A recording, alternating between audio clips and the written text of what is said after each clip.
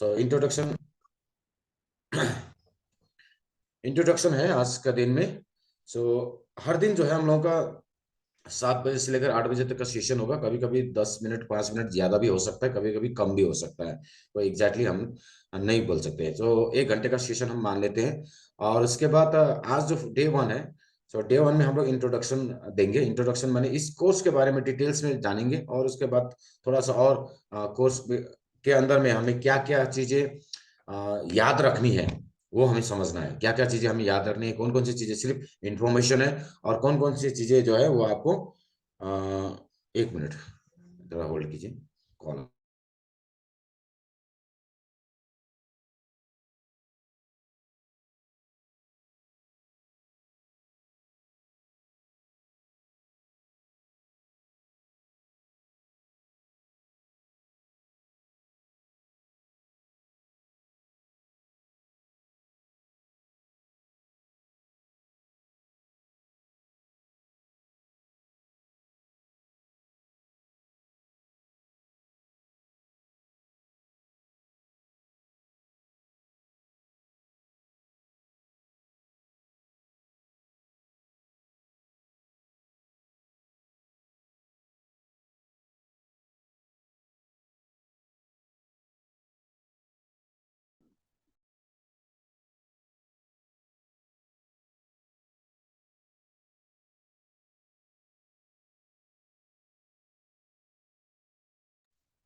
So introduction में हम लोग क्या देखते हैं? 1 मिनट है, थोड़ा सा होल्ड करते हैं। 2 मिनट रुकिएगा, एक कॉल आ रहा है।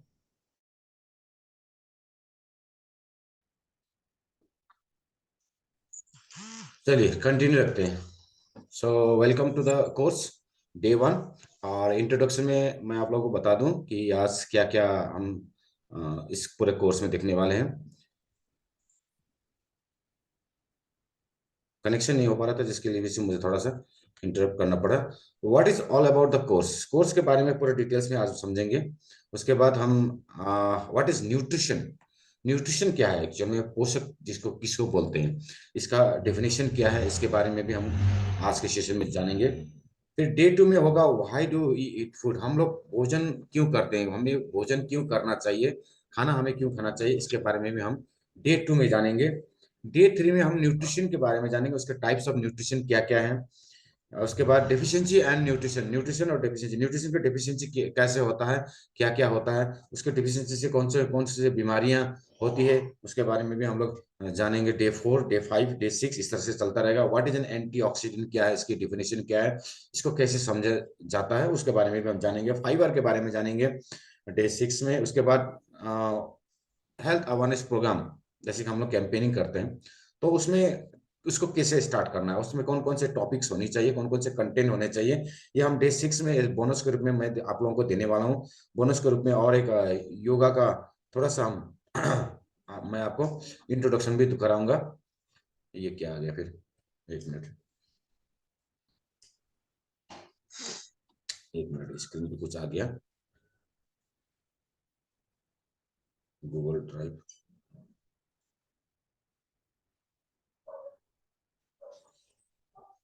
Just minute.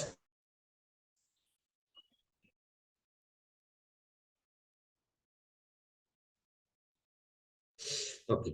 सो उसके बाद टेस्ट एंड सर्टिफिकेट इशू होगा। चलिए, यहाँ तक है इस पूरा इंट्रोडक्शन। तो ये आप लोगों का सर्टिफिकेट होगा इस तरह से, ठीक है। इसके बारे में थोड़ा सा जान लें। ये जो है सर्टिफिकेट, ये किस बेसिस पे आपको मिलेगा और क्या क्या इसके बेनिफिट्स हैं, ठीक है। तो उसको जान लेते हैं। ये जो मॉड्यूल है लर्निंग का, वो है ई लर्निंग। ई लर्निंग माने डिस्टेंस लर्निंग जिसको बोलते हैं। अभी ऑनलाइन के थ्रू जब से कोरोना आया तब से ई लर्निंग का प्लेटफॉर्म स्टार्ट हुआ है। तो ये लर्निंग का जो मॉडल है इस कोर्स का, ये ई लर्निंग है। ये गवर्नमेंट ऑफ इंडिया के थ्रू से आया है, आईसीएमआर, ये याद रखना जरूरी है। आईसीएमआर का फुल फॉर्म क्या है, तो आप लोगों को याद रखना जरूरी है। Indian Council of Medical research, ये इंडिया का सबसे पुराना मेडिकल ऑर्गेनाइजेशन है, सबसे पुराना। अगर आप गूगल में जाके सर्च करेंगे तो ये 1920 के आसपास से स्टार्ट हुआ था। पहले ये अलग से नाम से था, अभी ये Indian Council of Medical research.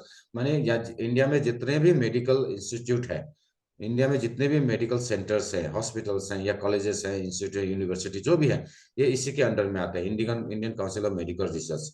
तो ये जो कोर्स है इन्होंने डिजाइन किया है, इनके अंडर में है ये Indian Council of Medical research. इसका आप हिस्ट्री जान सकते हैं। इसका अभी जो सेक्रेटरी है गवर्नमेंट ऑफ इंडिया का, जो डॉक्टर राजीव बहल, ये department of health research and director general of Indian Council of Medical research का ये डायरेक्टर जनरल है अभी का।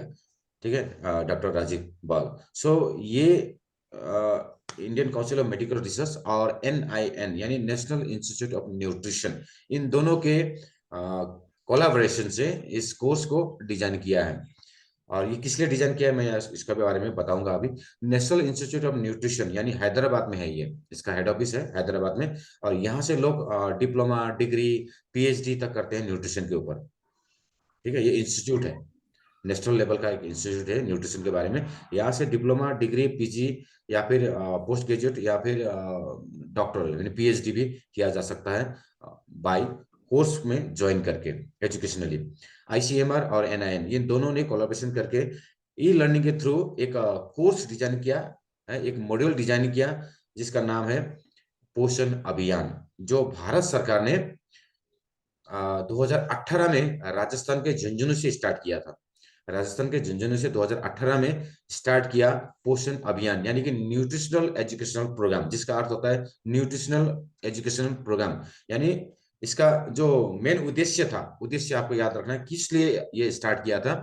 To spread the knowledge of health and nutrition, माने हेल्थ और न्यूट्रिशन, स्वास्थ्य और पोषक, इन दोनों का जो है ज्ञान जो है वो बांटना, स्प्रेड करना, फैलाना। किसको? चिल्ड्रन एंड मदर्स, बच्चे और माँ और बच्चे, यानी कि परिवार में सबसे ख्याल रखे जाने वाले जो प्राणी है वो माँ और बच्चे ही होते हैं, है ना। पुरुषों को तो कोई ख्याल रखता नहीं, वो खुद अपना ख्याल रख लेता है। तो माँ और बच्चों का ख्याल रखा जाए जिससे कि पॉपुलेशन अच्छा हो, ग्रोथ हो, यानी ह्यूमैनिटी अच्छा हो, लोगों का स्वास्थ्य अच्छा बना रहे। ग्राउंड लेवल पे तो लोगों को नॉलेज है नहीं, तो ग्राउंड लेवल में जाके, गाँवों में जाके पोषण अभियान का एक जो है मॉडल जो है तैयार करके उसको लॉन्च किया गवर्नमेंट ऑफ इंडिया ने। इसका उद्देश्य था माँ और बच्चों को स्वास्थ्य और पोषण का नॉलेज देना, स्प्रेड करना, फैलाना, ये उसका उद्देश्य है। किसके अंडर में? Under the ministry of women and child development. Women and child development ये एक मिनिस्ट्री है भारत सरकार के अंदर में। तो इसके मिनिस्टर के अंदर में इसको फैलाने के लिए ये ICMR और NIN और department of health and research, इस सभी के कोलैबोरेशन से इस कोर्स को बनाया गया है। मतलब इस कोर्स को करने के बाद आप एक गवर्नमेंट अप्रूव हेल्थ वर्कर बन जाते हैं। जो लोग इस कोर्स को कर लेते हैं, चाहे वो ई लर्निंग के थ्रू ही हो, छोटा सा कोर्स है, लेकिन फिर भी न्यूट्रिशन के बारे में और हेल्थ के बारे में थोड़ा सा नॉलेज आ जाता है। जैसे आप लोगों ने देखा होगा गांव में आशा वर्कर्स, वो क्या है? स्वास्थ्य कर्मी बोलते हैं उसको, गवर्नमेंट अप्रूव स्वास्थ्य कर्मी बोलते हैं। तो उन लोगों को ही शिक्षा देने के लिए ये कोर्स का डिजाइन किया है। इसका मतलब ये कोर्स करने वाले सभी लोग जो है वो एक आशा वर्कर की तरह हो जाते हैं, यानी कि हेल्थ वर्कर बन जाते हैं। तो गांव में हम एक हेल्थ अवेयरनेस प्रोग्राम या नेशनल न्यूट्रिशन प्रोग्राम के अंदर में हम कोई भी कार्यक्रम करके इस अपने न्यूट्रिशन प्रोग्राम को या नॉलेज हेल्थ को शेयर कर सकते हैं। ये जो सर्टिफिकेट में ही पूरा लिखा रहेगा, पोषण अभियान लिखा रहेगा। ई लर्निंग यानी कि ई मॉड्यूल यानी लर्निंग है, ICMR और NIN उन दोनों का मोहर यहाँ पे स्टैंप है। Ministry of women and child development government of India लिखा रहेगा। ICMR national institute, department of health research, ministry of health and family welfare government of India, Hyderabad Telangana state से में है ये नेशनल इंस्टीट्यूट। तो वहां से ये लॉन्च हुआ है लेकिन राजस्थान में। ठीक है, तो इस तरह से सर्टिफिकेट में पूरा लिखा रहेगा। भारत सरकार का जो लोगो है, हम लोग का जो नेशनल एम्ब्लेम है, उसका मोहर भी है, उसका स्टैम्प भी है। इसका माने ये सर्टिफिकेट जो है गवर्नमेंट अप्रूव्ड है। ठीक है, तो यहाँ पे सिग्नेचर नहीं है खाली। सिग्नेचर क्यों नहीं है? क्योंकि सिग्नेचर के लिए यहाँ पे लिखा गया नीचे में, दिस डॉक्यूमेंट इज, यहाँ पे लिखा है कंप्यूटर जनरेटेड है डॉक्यूमेंट है, इसलिए इसमें सिग्नेचर का कोई आवश्यकता नहीं है इसको वैलिडेशन देने के लिए। तो मैंने जो पुराना जो 2 साल पहले किया था उसमें सिग्नेचर था, उसमें था डायरेक्टर ऑफ आईसीएमआर और नीन का खाली सिग्नेचर था, बाकी सबका डेजिग्नेशन नहीं था, एक ही सिग्नेचर था, वो था डायरेक्टर का। अब इसमें ले 4 पोस्ट दिया गया है, आईसीएमआर का डायरेक्टर भी है, ministry of women and child development का जॉइंट सेक्रेटरी का भी वहां पे लिखा गया है, सेक्रेटरी वही ministry of women and child development, और उसके बाद है पोषण अभियान का डायरेक्टर। तो इन चारों का यहाँ पे ऑथराइजेशन है, तो ये वैलिड सर्टिफिकेट है। यहाँ पे लिखा है सर्टिफिकेट में मिस्टर एंड मिसेस, यानी कि नाम आपका लिखा रहेगा, तो has successfully completed the national sorry nutrition education program को कंप्लीट किया है, जिसमें कोर्स का नाम है बेसिक्स ऑफ न्यूट्रिशन, यानी न्यूट्रिशन के बारे में basic information through e learning platform, e learning माने ऑनलाइन के थ्रू। सो इस कोर्स, इस सर्टिफिकेट को लेने के बाद क्या क्या बेनिफिट आपको मिलेगा? You can file a permission letter to police department और पंचायत और BDO office by showing the certificate. आप एक परमिशन लेटर फाइल कर सकते हैं सर्टिफिकेट कि मुझे अपने गांव में, अपने एरिया में, अपने टोल में एक न्यूट्रिशन प्रोग्राम को अरेंज करना है, सॉरी ऑर्गेनाइज करना है, जहां पे मैं एक सर्टिफाइड हेल्थ वर्कर हूँ और मैं मुझे अपने हेल्थ के बारे में कुछ नॉलेज शेयर करना है। इस तरह से आप प्रोग्राम ऑर्गेनाइज कर सकते हैं, न्यूट्रिशन एजुकेशन प्रोग्राम, या भी अपने विलेज में या कम्युनिटी में। In this program you can share your knowledge to the attendee, जो भी पार्टिसिपेंट्स वहां रहेगा उसका आप अपना नॉलेज शेयर कर सकेंगे। You can create a banner, आप अपना बैनर भी बना सकते हैं, नेशनल न्यूट्रिशन एजुकेशन प्रोग्राम बल्कि एक बैनर बना के, मैंने इसी तरह का एक बैनर में मैंने एक प्रोग्राम भी दिया था झोलम में, आज से 2018 में, ठीक है। तो वहां पे एक न्यूट्रिशन एजुकेशन प्रोग्राम ही हो रहा था, तो मैं ठीक उसी समय गया था ऑरेंज का प्रोग्राम लेके, तो ठीक उसी बैनर के आगे मैंने खड़ा होके लोगों को प्रोग्राम भी दिया था हेल्थ के बारे में। सो इस तरह से एक बैनर भी आप क्रिएट कर सकते हैं। आपको हार्ड कॉपी और सॉफ्ट कॉपी का सर्टिफिकेट दोनों मिलेगा, ये मैं कोर्स के अंत में बताऊंगा। You can train any interested people, आप कोई भी जो इंटरेस्टेड होगा इसको सीखने के लिए, उसको सिखा भी सकते हैं आप इस कोर्स को करने के बाद, क्योंकि ये छोटा सा कोर्स है, बड़ा लंबा कोर्स नहीं। मैंने ही इसको 6 दिन तक का डिजाइन किया है, लेकिन इसको असल में देखा जाए तो ये 1 घंटे का कोर्स है, ठीक है। तो ये सर्टिफिकेट्स है। अब तक इस सर्टिफिकेट को कितने लोग ग्रहण कर चुके हैं ऑल ओवर इंडिया में देखेंगे तो 8,31,841 सर्टिफिकेट जनरेट हो चुका है, मतलब इतने सारे लोगों ने अब तक सर्टिफिकेट पा चुका है। तो उसी तरह से फीमेल में देखें और मेल में भी हम लोग देख सकते हैं कितने लोग हैं, स्टेज वाइज भी हम लोग देख सकते हैं इसमें। जैसे मेल में देखेंगे, अगर एज वाइज देखेंगे तो 15 से 25, क्योंकि उम्र है 15 साल, सबसे छोटी उम्र 15 साल। 15 साल के नीचे लोग नहीं कर सकते, क्योंकि कम से कम माध्यमिक पास होना पड़ेगा या फिर 10th लिखा पढ़ा होना होना पड़ेगा ना। ह्यूमन बायोलॉजी उसको थोड़ा सा अध्ययन होना पड़ेगा, ह्यूमन बायोलॉजी सीखा होगा, लाइफ साइंस पढ़ा होगा, बायोलॉजी पढ़ा होगा, तभी तो वो इस कोर्स के बारे में थोड़ा सा नॉलेज ले सकते हैं, ग्रहण कर सकेंगे, अडॉप्ट कर सकेंगे। तो 15 से 25 साल के लोगों ज्यादा है, तो इसी तरह से 26 से 35 और 55 साल के ऊपर के लोगों में भी इस कोर्स को किया है as a health worker. State wise देखेंगे तो अंडमान निकोबार ABCD से ये अल्फाबेटिक ऑर्डर में है, तो यहाँ देखेंगे बिहार में 10,000, छत्तीसगढ़ में 2,449, दमन एंड दीव हर स्टेट में, आसाम में 3,006, अरुणाचल प्रदेश में 100, क्योंकि ये कोर्स हिंदी में है। तो हिंदी भाषा वाले जितने भी प्रदेश हैं हमारे स्टेट, वहां पे सबसे ज्यादा कोर्सेज को किया गया है, क्योंकि कोर्स पूरा हिंदी में है, इसका क्वेश्चंस भी हिंदी में ही आता है, हिंदी में ही लिखा रहेगा। तो हिंदी भाषा वाले जितने भी प्रदेश हैं वहां पे ज्यादा से ज्यादा लोगों ने इस कोर्स को किया है। जैसे हम लोग दिल्ली में देखेंगे, जम्मू में देखेंगे, झारखंड में देखेंगे, हिमाचल प्रदेश, हरियाणा, लक्षद्वीप में भी 13 लोगों ने किया है, मध्य प्रदेश में भी सबसे ज्यादा दिखाई दे रहा है यहाँ पे, उत्तर प्रदेश में सबसे ज्यादा है, मध्य प्रदेश में, जैसे महाराष्ट्र में 20,000 लोगों ने किया है, राजस्थान सिक्किम में भी 80 लोगों ने किया है अभी तक, रिकॉर्डेड है, नागालैंड में भी किया गया है, हर स्टेट में है। वेस्ट बंगाल में देखें तो 12,398, यानी 12,500 के करीब अभी तक लोगों ने कर चुका है। उत्तर प्रदेश में सबसे ज्यादा, क्योंकि हिंदी भाषा वाले सबसे ज्यादा वही है, तो 22,900 यानी कि 23,000 के करीब कर लिया इस कोर्स को, इस सर्टिफिकेट को पा लिया है, ठीक है। तो आप लोग भी इस सर्टिफिकेट हकदार रहेंगे। चलिए टेस्ट के बारे में जानते हैं कि टेस्ट कैसे होगा। टेस्ट एवरीडे अटेंडेंस कंपलसरी है, क्योंकि हर दिन जो है कुछ सिखाया जाएगा, उसमें से कुछ टेस्ट में कुछ ना कुछ आने वाला है। आपको टास्क दिया जाएगा, उस टास्क को कंप्लीट करके बैठना है, तैयारी करके रखना है। ऑनलाइन होगा, लाइव होगा, ऑनलाइन ही होगा, लाइव होगा, ऑब्जेक्टिव टाइप होगा, यानी कि आपको टिक करना है। मैं सैंपल भी आपको दिखाऊंगा अभी। तो टिक करना है, उसमें से चॉइजेबल क्वेश्चन आंसर, सॉरी KBC वाला ऑप्शन वाला 10 क्वेश्चन होंगे, 10 में से किसी में 4 ऑप्शन होंगे, किसी में 2 ऑप्शन होंगे। इसमें से किसी एक को सिलेक्ट करना है और उसमें से आपको टिक करना है। जो है लैंग्वेज जो रहेगा वो हिंदी में लिखा रहेगा, क्वेश्चन हिंदी में लिखा रहेगा, तो आपको मैं समझा दूंगा अगर आपको हिंदी पढ़ना नहीं आता है तो इसी तरह से आपको वहां पे टिक करना है। 10 मिनट का टाइम रहेगा। मैक्सिमम आप 3 बार अटेम्प्ट ले सकते हैं, 3 बार आप अटेम्प्ट कर सकते हैं। अगर आप फेल हो जाते हैं तो 3 बार तक आप अटेम्प्ट कर सकते हैं। ठीक है, 50% यानी 10 में से अगर 5 नंबर आते हैं तो आप क्वालिफाई हो जाते हैं सर्टिफिकेट के लिए, यानी 50% एंड अबव ही आपको मार्क्स लेना है। तो 7:30 बजे से 8 बजे, आधा घंटे में हम कंप्लीट कर लेंगे इसको। सॉफ्ट कॉपी जो है आपको टेस्ट खत्म होने के 2 घंटे बाद में, 2 घंटे के अंदर अंदर आपको सॉफ्ट कॉपी मिल जाएगा। लेकिन हार्ड कॉपी जो है आपको प्रिंट होने के बाद, उसको लेमिनेशन करने के बाद किसी एक प्रोग्राम में आपको सीनियर लीडर द्वारा प्रोवाइड कर दिया जाएगा। जैसे 5 लोगों को तो मैंने सिलीगुड़ी में प्रोवाइड कर दिया है।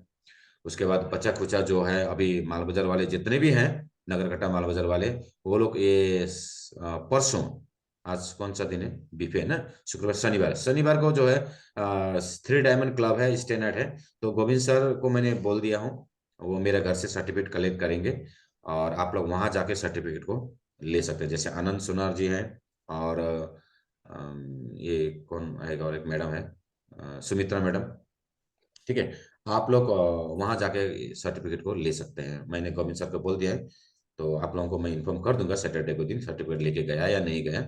अगर ले गया है तो आप लोग वहां से लेके ले सकते हैं। राजू भी है साथ मेरे ख्याल से, कुछ लोग हैं, 6-7 सर्टिफिकेट अभी भी बचा हुआ है। सो आप लोग वहां से कलेक्ट करेंगे। ये है आंसर शीट, इस तरह का आंसर शीट आपने वहां नाम लिखना है। 1 नंबर का क्वेश्चन में 4 ऑप्शंस होंगे, तो किसी एक सर्कल को आपको फिलअप करना है। उसी तरह से 9 और 10 में दो दो ऑप्शंस रहेंगे, हाँ या ना, इस तरह का रहेगा।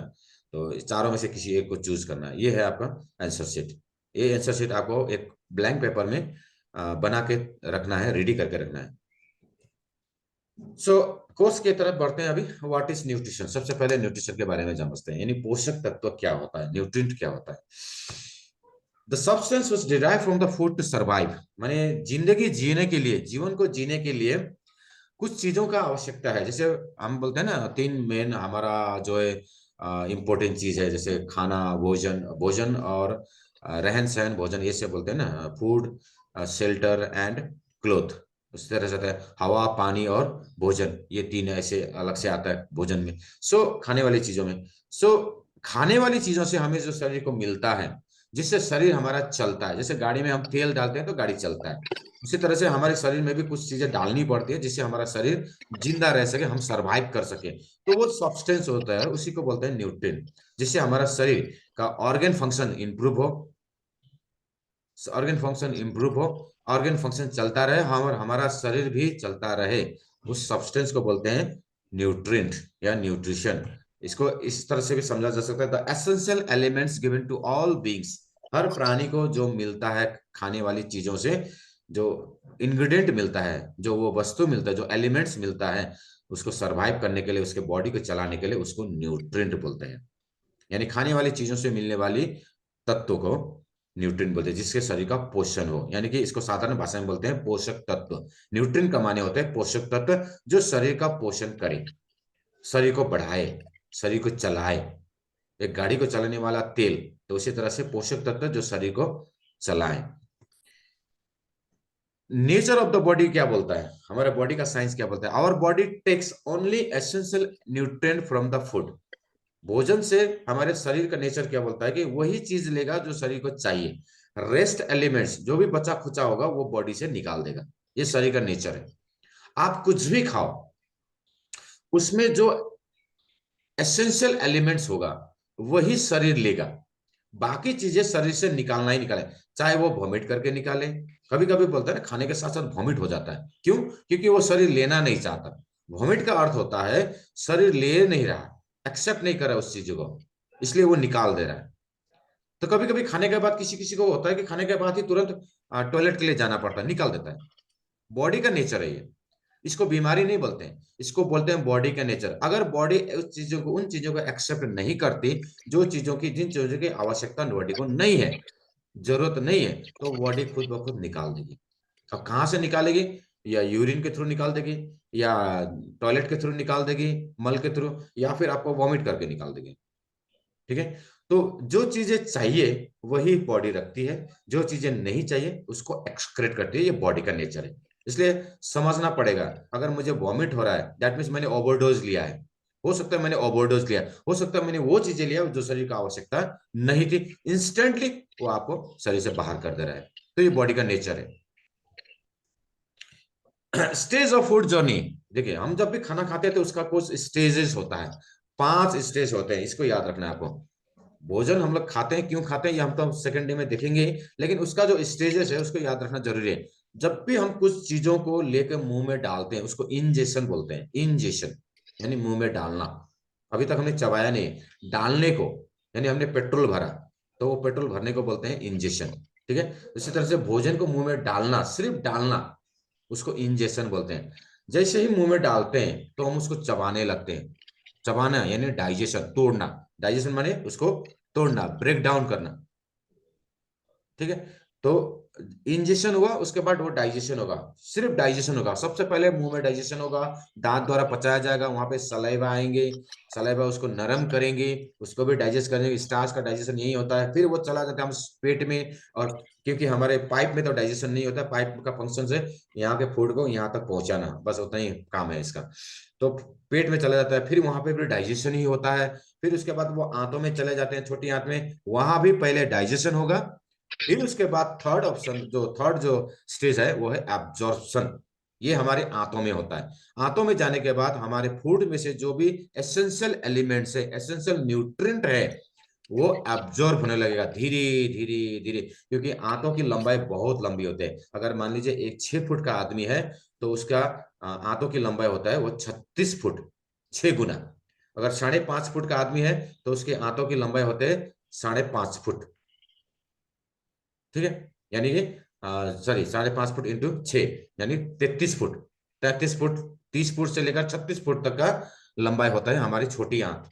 तो वो छोटी आंत में ट्रैवल करता है, जो भी पार्टिकल खाना खाया वो ट्रैवल करता है। बॉवेल मूवमेंट जिसको बोलते हैं, आपने सुना होगा बॉवेल मूवमेंट। सो बॉवेल मूवमेंट जिसको बोलते हैं, तो छोटी आंत में वो ट्रैवल करता है। ट्रैवल करते हुए वो उसमें से जितने भी न्यूट्रिएंट रहते हैं वो धीरे धीरे एब्जॉर्ब होते जाता है। एब्जॉर्ब 36 फुट लंबाई तक वो एब्जॉर्ब होते रहता है। बाद में जाके वो बड़ी आंत में चला जाता है, अब उसमें कुछ भी न्यूट्रिएंट नहीं रहता, अब वो वेस्ट बन जाता है।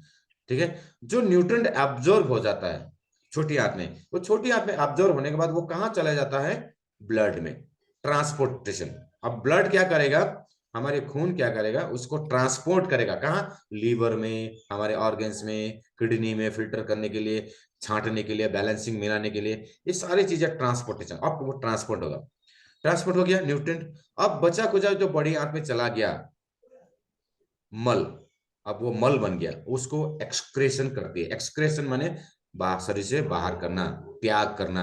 बड़ी आंत का असेंडिंग ऑर्डर में चला जाता है, फिर पैरेलल में चला जाता है, फिर वहां पे उसका वाटर एब्जॉर्प्शन होता है, पानी सोख लेती है। पूरा पानी जो भी खाया हुआ है उसमें रस रहेगा वो सारा सोख लेती है, और स्टूल बन जाता है हार्ड। उसके बाद वो फिर एक्सक्रेट हो जाता है मल द्वार के द्वारा। अभी हम लोग इसको चार्ट में देखेंगे। ये देखें हमारा पूरा डाइजेस्टिव सिस्टम। पहले हम मुंह में डालते हैं इंजेक्शन, जैसे मुंह में डाला इंजेक्शन, मुंह में चबाना शुरू किया, दांतों ने चबाना शुरू किया, डाइजेशन। फिर पेट में जाके पेट में फिर उसको चबाने शुरू किया, तोड़ना शुरू किया, पेस्ट बना देता है वहां पे जाके। फिर वो होता है प्रॉपर डाइजेशन। फिर उसके बाद आंतों में चले जाते हैं, आंतों में जाके जाने के बाद फैट का डाइजेशन होता है, क्योंकि बाइल एसिड लीवर से गॉल ब्लैडर के थ्रू आता है आंतों में, छोटी आंत में, जो ड्यूडिनल पार्ट रहता है, ऊपर पार्ट। तो छोटी आंत में वो डाइजेशन होता है, फिर छोटी आंत में ट्रैवल करते हुए करते हुए करते हुए वो पूरा एब्जॉर्ब हो जाता है, पूरा न्यूट्रिशन एब्जॉर्ब होता है, विटामिन मिनरल्स जो भी चीजें हैं, फाइबर्स, फाइबर सॉरी एब्जॉर्ब नहीं होता, शुगर, ये ग्लूकोज, ये पूरा एब्जॉर्ब हो जाता है। तो एब्जॉर्ब होने के बाद जो बचा खुचा जो है वो चला जाता है बड़ी आंत में। बड़ी आंत में जाने के बाद, लार्ज इंटेस्टाइन में जाने के बाद वो धीरे धीरे वहां से पानी सूखता है, पानी सूखता है। तो जितना बॉवेल मूवमेंट स्लो होगा उतना ही हार्ड स्टूल होगा, जितना बॉवेल मूवमेंट अच्छा रहेगा स्टूल उतना ही मुलायम रहेगा। तो कॉन्स्टिपेशन होने का सबसे बड़ा कारण होता है वो है लार्ज इंटेस्टाइन। लार्ज इंटेस्टाइन में बावल मूवमेंट, जो बावल बोलते हैं, जो खाना का जो पोर्शन रहता है, जो डाइजेस्ट अनडाइजेस्टेड फूड अब रह गया है उसको बावल बोलते हैं। है बावल, आंत को भी बोलते हैं, आंत को। तो आंतों का मूवमेंट में जो स्टूल का जो मूवमेंट होता है, अगर जितना स्लो रहेगा, बड़ी आंत का फंक्शन जितना कमजोर रहेगा, उतना ही ज्यादा कॉन्स्टिपेशन होगा। तो कॉन्स्टिपेशन में सबसे बड़ा रीजन होता है बड़ी आंत का फंक्शन, छोटी आंत का नहीं, बड़ी आंत का, क्योंकि बड़ी आंत में ही पानी को एब्जॉर्ब किया जाता है। हम यहाँ फंक्शंस में देखेंगे, देखिए मेजर ऑर्गन फंक्शंस। लंग्स सबसे बड़ा जो एयर हमें चाहिए, ऑक्सीजन जो चाहिए, जो सॉरी जो हमें जिंदा रखे, वो हमारा लंग्स प्रोवाइड करता है। लंग्स ऑक्सीजन को प्रोवाइड करता है, वो लेके जाता है कहाँ, ब्लड में, क्योंकि लंग्स का कनेक्शन डायरेक्टली हार्ट के साथ होता है। हार्ट के साथ, हमारे हार्ट का कनेक्शन डायरेक्टली लंग्स के साथ होता है। तो ये कनेक्शन जो होता है क्या करता है, ये ऑक्सीजन को लेता है और ब्लड में छोड़ता है, ब्लड को बनाता है प्यूरिफाई, ब्लड को प्यूर करता है। हार्ट क्या करता है, उस ब्लड को पंप करके फिर एंटायर बॉडी में फेंकता है, पूरे शरीर में फेंकता है, यानी कि ये एक मोटर है, मोटर है, ये मोटर का काम करेगा, ये खींचेगा और फेंकेगा, ये खींचेगा और फेंकेगा, यानी पानी को खींचा, पानी को फेंका, पानी को टंकी में चढ़ाया, तो क्या हुआ, मोटर, एक मोटर पानी को खींचता है और टंकी में चढ़ाता है। ठीक उसी तरह से हमारा हार्ट भी हर एक सेकेंड पंप करेगा और खून को खींचेगा और शरीर में पहुंचाएगा। तो खून में क्या होता है, ऑक्सीजन और न्यूट्रिन, न्यूट्रिन क्या होता है, जो भोजन से एब्जॉर्ब हुआ वो खून में चला गया, जो लंग्स से चला गया वो ऑक्सीजन, ये दोनों का जो मिश्रण है वो ब्लड में रहता है। इसलिए हर एक बीमारी में ज्यादा से ज्यादा ब्लड टेस्ट किया जाता है कि ब्लड में कौन सा कंटेंट कम हो गया या कौन सा कंटेंट ज्यादा हो गया, तो ब्लड टेस्ट किया जाता है, सारी चीजें ब्लड में रहता है। तो हार्ट एक मोटर है। स्टोमक, ये पेट जो है हमारा भोजन को डाइजेस्ट करेगा, डाइजेस्ट करके उसको पेस्ट बनाएगा, क्योंकि हम भोजन को तो सॉलिड में खाते हैं ना, भात रोटी ये सब सॉलिड में होता है, तो इसका एक पेस्ट बनाना पड़ता है, तो 1.5 से 2 घंटे के अंदर में ये पेस्ट बनता है। जितना हार्ड रहेगा उतना ही ज्यादा समय लगेगा। ये पेस्ट जैसे टूथपेस्ट हो ना, तो एक पेस्ट की तरह वो बनेगा, जैसे पेस्ट बनेगा तब जाके ये आंतों में चला जाता है। जब तक पेस्ट नहीं बनेगा तब तक आंतों में नहीं जाएगा, क्योंकि आंतें उसको पेस्ट नहीं बनाएगा, आंत का काम है उसको सिर्फ उसमें से फैट को डाइजेस्ट करना, और कुछ प्रोटीन को डाइजेस्ट करते हैं और फिर एब्जॉर्ब करते हैं। तो ज्यादा से ज्यादा डाइजेशन जो है वो पेट में होता है। इंटेस्टाइन, छोटी आंत जो है वो डाइजेस्ट करता है और न्यूट्रिएंट को एब्जॉर्ब करता है। लीवर क्या करता है, हेल्प्स इन डाइजेशन, उस डाइजेशन को प्रोसेस में लीवर हेल्प करता है, क्योंकि लीवर क्या बनाता है, बाइल एसिड, जो फैट को डाइजेस्ट करता है। तो लीवर का बहुत सारा काम है, 500 वर्क्स, 500 से ज्यादा काम है। हर काम में, बॉडी का जितना भी काम है, कहीं ना कहीं लीवर का हाथ होता है, सपोर्ट रहता है, बिना लीवर का सपोर्ट में बॉडी काम नहीं करती है। चाहे वो मेटाबॉलिज्म हो, चाहे वो डिटॉक्सिफाइंग हो, चाहे वो स्टोर करना हो, चाहे वो डाइजेशन करना हो, सभी कामों में लीवर का कुछ ना कुछ परसेंटेज हाथ रहता है। इसलिए लीवर जब फेल हो जाता है तो बॉडी का पूरा फंक्शन खराब हो जाता है, पूरा बिगड़ जाता है, बॉडी बैठ जाता है। तो लीवर सबसे बड़ा ऑर्गन है, सबसे मेन ऑर्गन है हमारे बॉडी का। इंटरनल ऑर्गन में सबसे बड़ा जो होता है वो लीवर होता है।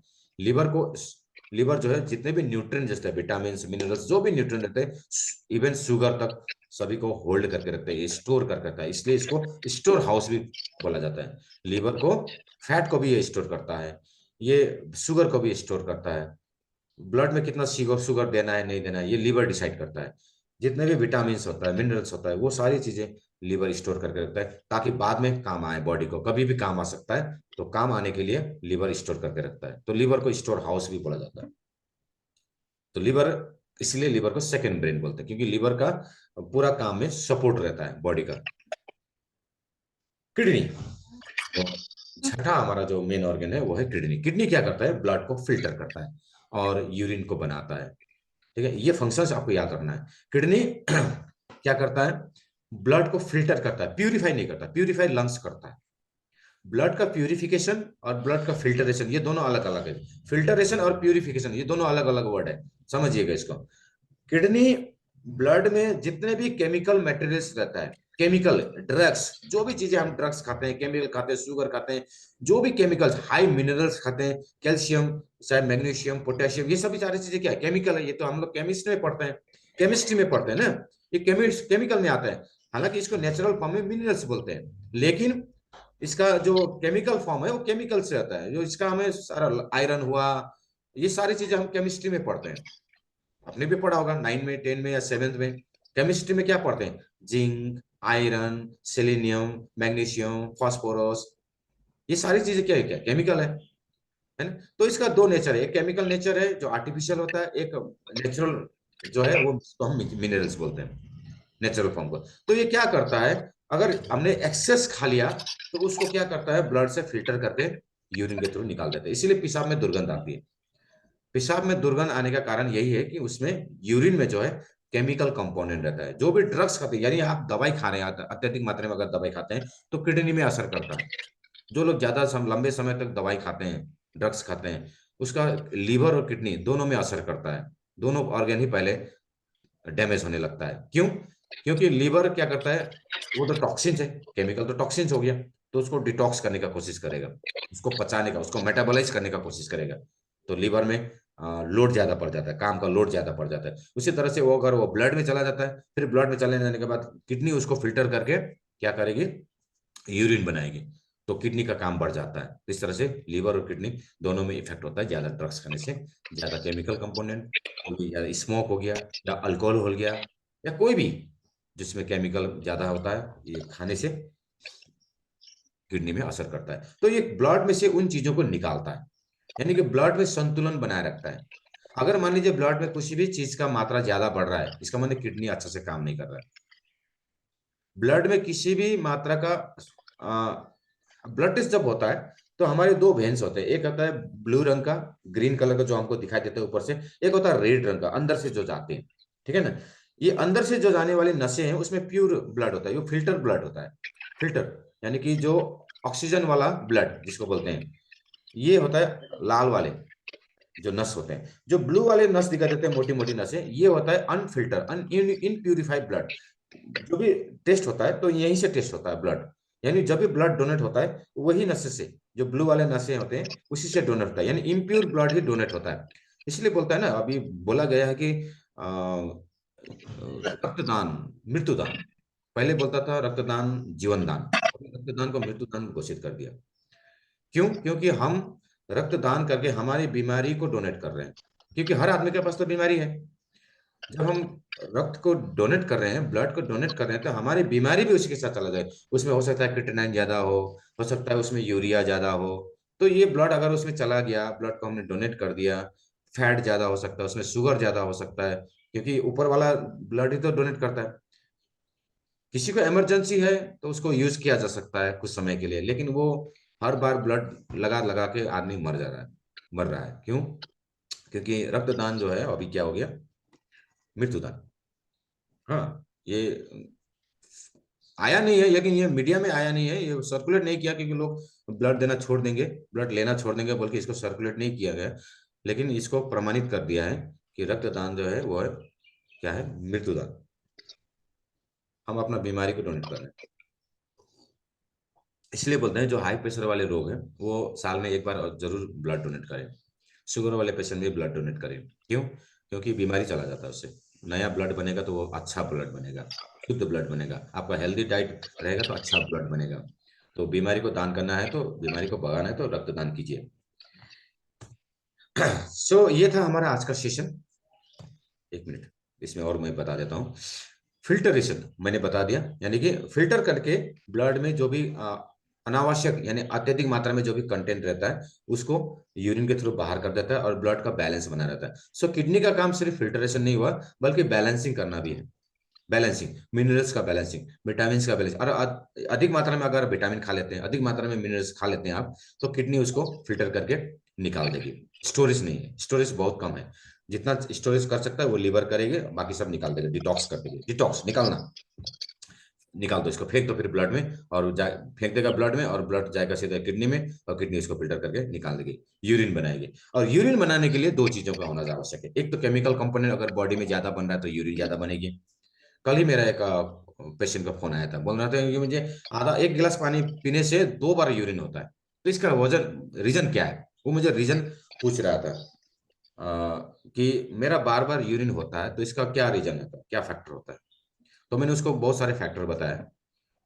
बार बार पेशाब आना, या तो आप अत्यधिक मात्रा में आवश्यकता से ज्यादा पानी पी रहे हैं, एक रीजन हो सकता है, या फिर आप एक्सेस टॉक्सिक मटेरियल खा रहे हैं, अनावश्यक केमिकल कंपोनेंट वाला चीजें, फास्ट फूड वगैरह हो गया, वो ज्यादा खा रहे हैं, क्योंकि उसको तो रखने के लिए शरीर में जगह है नहीं, वो तो अनावश्यक चीजें ज्यादा उसमें, इसमें तो न्यूट्रिएंट बहुत कम है।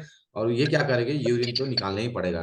तो यूरिन बनाने के लिए पानी भी चाहिए, और अधिक मात्रा में टॉक्सिक मटेरियल के भी होना जरूरी है, केमिकल कंपोनेंट। अगर केमिकल कंपोनेंट आपका ब्लड में ज्यादा बन रहा है, ज्यादा आ रहा है, आप भोजन से ज्यादा ले रहे हैं, तो आपका यूरिन ज्यादा बनेगा, अब बॉडी हो जाएगी डिहाइड्रेट। तो उसके लिए पानी की आवश्यकता है। तो लार्ज इंटेस्टाइन जो है वो पानी को खींचता है और किडनी में भेजता है, ब्लड में भेजता है, ब्लड के थ्रू वो किडनी में जाएगा यूरिन बनाने के लिए।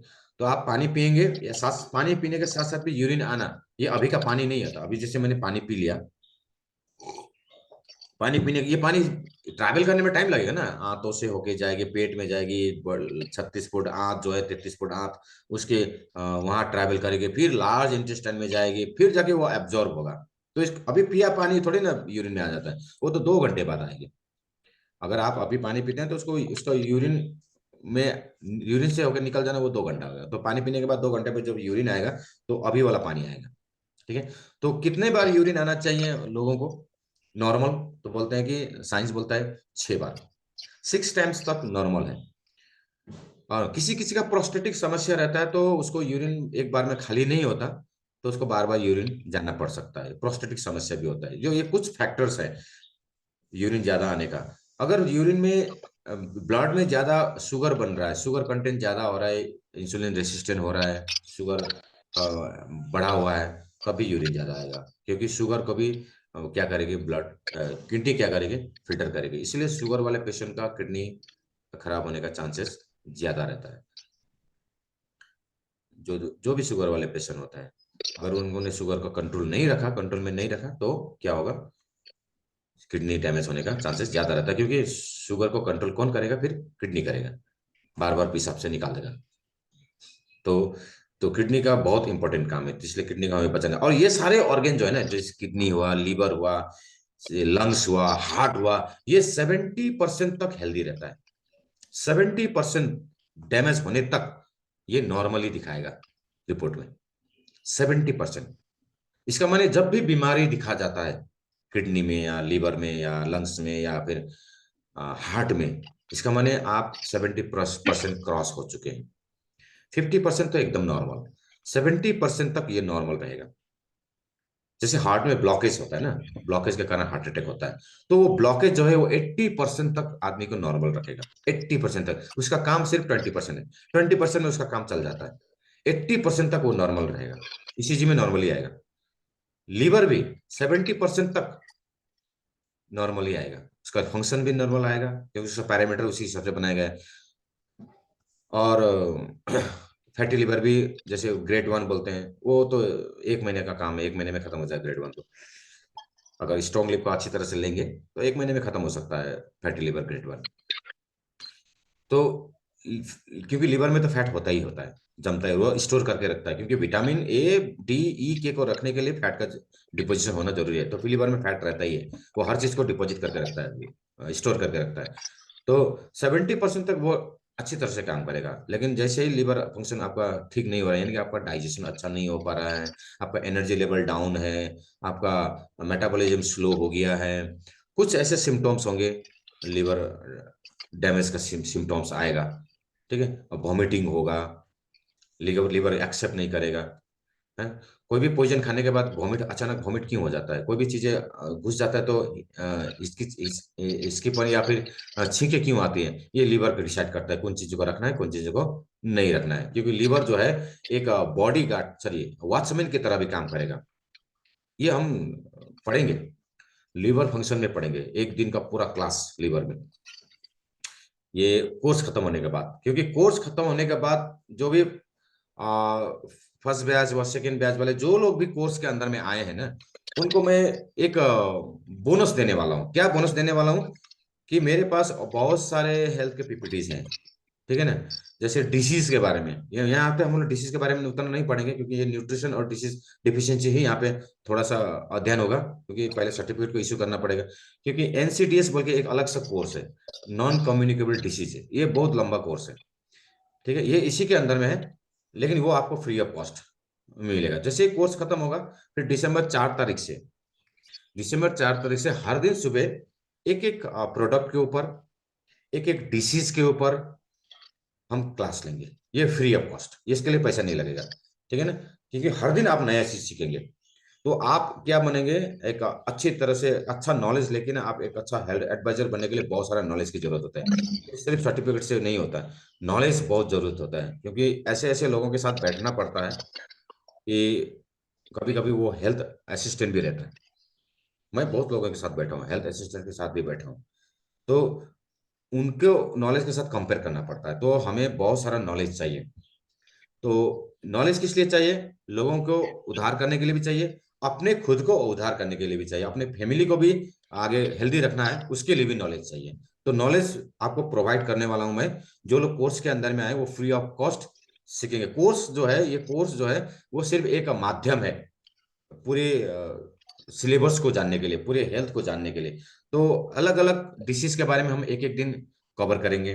आधा घंटे का सेशन रहेगा, सिर्फ आधा घंटा, वो भी एक एक दिन बात करके करेंगे, क्योंकि वो हम पेड वर्जन में नहीं करेंगे, फ्री वर्जन में करेंगे। तो आधा घंटे का सेशन रहेगा। हर आधा घंटे में हम प्रोडक्ट के बारे में, कभी प्रोडक्ट के बारे में जानेंगे, जैसे फ्रूट फाइबर है ना, जैसे टोटल एंटीऑक्सीडेंट, जैसे ओमोरिंगा। तो एक एक प्रोडक्ट को हम एक एक दिन में कवर करेंगे, बहुत डिटेल्स में कवर करेंगे, डिटेल्स में कौन कौन से बीमारी में उससे दे सकते हैं, कौन कौन सी बीमारी में नहीं देनी चाहिए, ये भी जानना जरूरी है, नहीं देना चाहिए।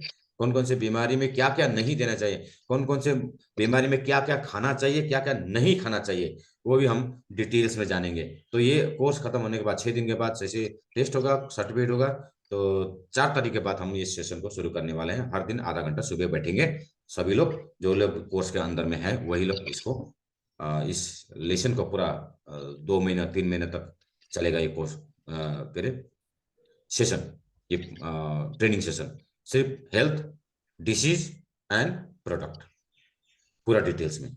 सो वहाँ पे आप लोग क्यूरीज भी रख सकते हैं। जानेंगे हम लोग रिपोर्ट को कैसे पढ़ेंगे, ये भी हम लोग वहाँ उस कोर्स के अंदर में, उस सेशन के अंदर में, उस ट्रेनिंग में जानेंगे कि रिपोर्ट्स को कैसे पढ़ा जाए। वीडियो एक्सरे जैसे यूएससी के रिपोर्ट को कैसे पढ़ा जाए, ब्लड टेस्ट के रिपोर्ट को कैसे पढ़ा जाए, क्योंकि ये फैक्टर भी हमारे साथ जुड़ा हुआ है। उस दिन हमारे सीईओ सर, सिलीगुड़ी में जो मीटिंग था, प्रकाश सर होंगे यहाँ पे, उनको पता है। सीईओ सर ने एक क्वेश्चन पूछा कि, जो कार्तिकेन सर है, उन्होंने पूछा कौन कौन जो है यहाँ पे हेल्थ वर्कर है, माने हेल्थ एडवाइजर है। तो किसी ने हाथ नहीं उठाया। हाँ, तो सीईओ सर ने बताया कि हम सभी जो है हेल्थ एडवाइजर है, क्योंकि हम हेल्थ इंडस्ट्री में है, वेलनेस इंडस्ट्री में है। तो हम सभी जो है हेल्थ एडवाइजर हैं, बट हमें जो है हर दिन किसी ना किसी प्रोडक्ट के बारे में नॉलेज रखना जरूरी है। हर प्रकार के प्रोडक्ट जो जितने भी कंपनी के अंदर में है, सभी प्रोडक्ट के नॉलेज रखना जरूरी है। हर बीमारियों के बारे में थोड़ा थोड़ा अध्ययन होना जरूरी है। ठीक है। तो वहीं से मुझे ख्याल आया कि जो लोग कोर्स के अंदर में आएंगे उनको मैं सारी चीजें जो है, जो भी मैं जानता हूँ, जो भी मैंने सीखा है, क्योंकि मैं अभी जो है post graduate diploma in nutrition and dietitian ये कर रहा हूँ, जो 1 साल का कोर्स है, पीजी कोर्स इसको बोलते हैं। और ये पीजी कोर्स मेरा अभी 3 महीना हो चुका है, अगले महीने अगस्त में ये खत्म हो जाएगा। ये खत्म होते ही मुझे एक पोस्ट ग्रेजुएट डिप्लोमा सर्टिफिकेट मिलेगा, जो इंटरनेशनल वैलिड है। उस सर्टिफिकेट को लेने के बाद मैं चैम्बर, ऑफिस या चैम्बर खोल के बैठ सकता हूँ, डाइटिशियन का, न्यूट्रिशन का। सो अभी बहुत इसका जो है लोगों को पता नहीं है, लेकिन ये इंडस्ट्री आगे जा रही है। क्योंकि लोगों को खान पीन के बारे में पता नहीं है, तो खान पीन के बारे में अगर हम सजेस्ट करते हैं तो हम लोग चार्ज कर सकते हैं, मैं तो चार्ज करता ही हूँ, चार्ज कर सकते हैं, क्योंकि ये चार्जेबल है। तो बहुत सारे लोग इस कोर्स को करने के बाद मैंने टेस्टिमोनी देखा, अभी वो लोग अपना अपना जो है अलग से अपना अपना प्रोफेशन चला रहे हैं, डाइटिशियन, जहाँ पे लोग आकर उनको सजेशन ले रहे हैं और वो लोग पैसा कमा रहे हैं।